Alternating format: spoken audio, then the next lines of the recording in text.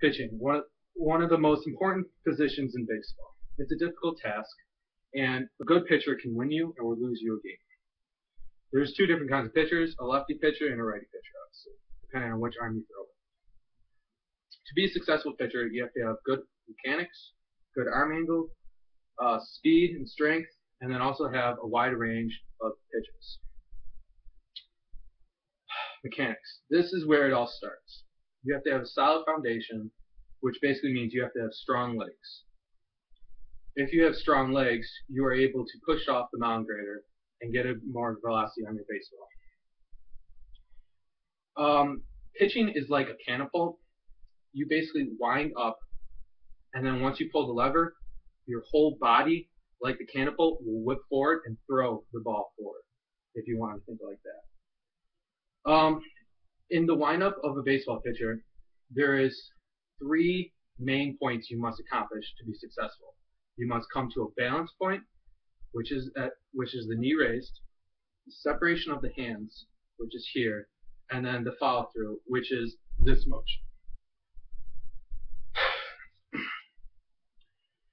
Different people throw differently, depending on their preference and what they most feel comfortable with. There's 3 certain arm angles that pitchers tend to use most often. There's the over the top, where they throw directly over the top of their head. There's the 3/4 angle, which is more at like a 1 o'clock position if you're looking at a clock. Or there's a submarine, where they throw below their waist and rise up. Depending on what you like, will be most effective for you, but I personally throw over the top. Training to be a pitcher is a lot more complicated than people take granted for. You have to build up your arm strength, but don't want to get too bulky so that you still have flexibility in your arm motion. Because the greater the arm motion, the more whip action you get on your fastball or any other pitches.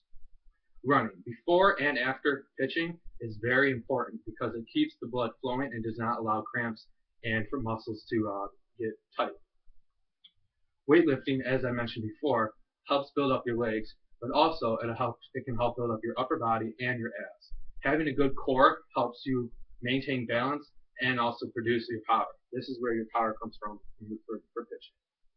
Also throwing in cycles. What I mean by throwing in cycles is pitching one day, taking the day off the next day, and then lightly throwing the third day, and then starting that cycle again. This help ensures build up arm strength, but also make sure your arm isn't overused and you don't blow out your arm.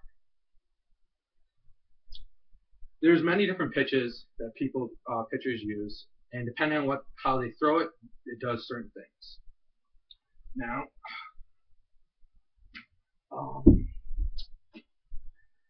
there is the fastball, which can be thrown either as a 2-seam or as a 4-seam. And what the fastball should do is should stay straight for the most part. But if you put a little pressure on the 2-seam on your inside finger or your outside finger, it will go that way. It will cut either inside or outside to the batter. A curveball should be held like this with your middle finger and your thumb on the side seams and your index finger loosely on the ball and tucked pretty much right into your little corner pocket of your hand. The ball should have a tight spiral, and you should see a dot with this seam as it is spiraling down to the lower corner of the home plate. As for a changeup, there's a particular changeup that most people use. It's called a circle changeup.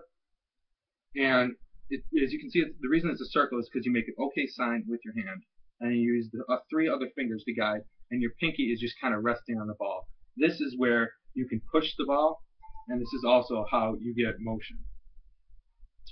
And when you throw a changeup, you throw it a little differently than other pitches because you throw it like a fastball, how you come over the top, but you lead with your palm open so that the baseball can catch more air. And the reason for the changeup is to slow down to deceive the batter's eye. And the other pitches that people always talk about are cutters, sliders, and knuckleballs. Cutter is basically thrown like a fastball. It's just at the end you snap your wrist inside. And what this will do is it will quickly cut towards you, and the goal of the pitch is to jam the batter or basically scare him so he swings and doesn't hit it. A slider is more like a curveball that is very lazy. is the best way to describe it. And it is also thrown as a curveball. But to throw a slider, you have to come more outside. If you throw over the top, you basically have to lower your arm more to get more of a side-to-side action. And a knuckleball, which is probably the hardest pitch to accomplish because you must have certain size hands, can be thrown like this. And throw a knuckleball is basically like throwing a changeup again. You have to lead with your palm open and push it, roll it off your fingertips. If you can accomplish all of these and maintain a good mechanics and keep on working at it, you can also become a successful pitcher. And here is my audience.